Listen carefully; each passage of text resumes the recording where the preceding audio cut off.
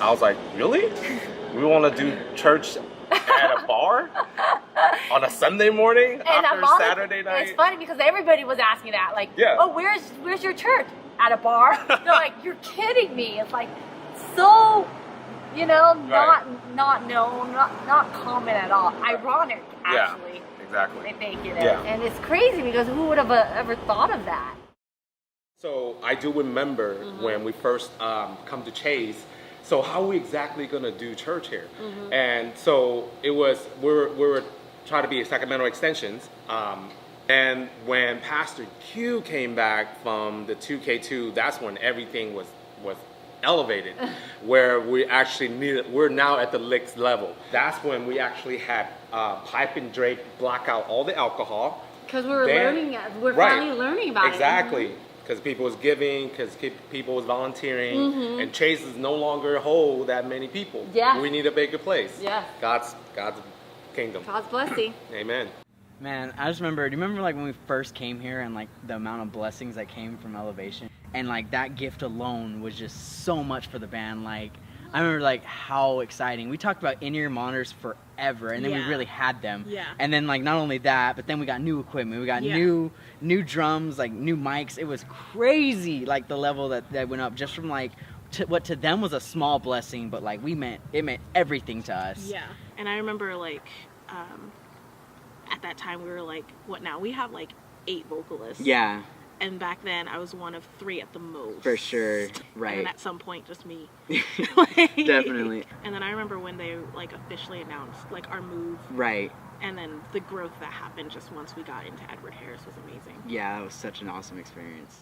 So Chia, do you remember when we actually moved from Rosemont High School to here to Edward Harris Middle School? I do, man. I remember every moment of that move. You know, it's so funny because like I'm getting flashbacks right now. We used to always unload right here in the front, and they bring all the totes in here, and all these tables for these cafeteria tables, we would slide them all just like this, stack them all over here, then we would pipe and drape from that corner all the way down to that exit, so people wouldn't see it, and that would set the atmosphere in here. Right, and I was in production, and so like the stage was right there. So that's where we'd do the setup. We'd put the truss, the can lights. We'd have the production table back here with the CG1 and CG2. Like, man, this is amazing.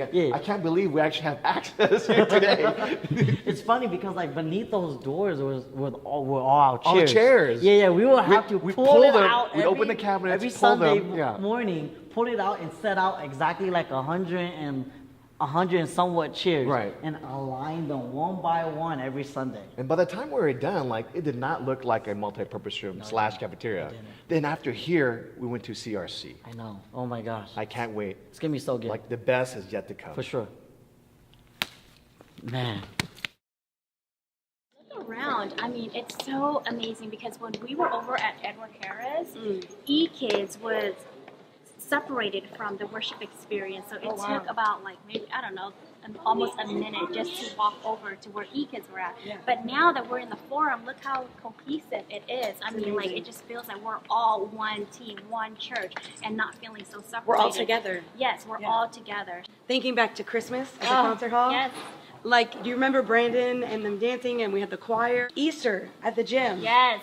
What did we have? Almost 1,300 people? 1,000, yep. It was crazy. Yeah. How many people gave their heart to the Lord? 477 people gave their lives to Christ. Wow.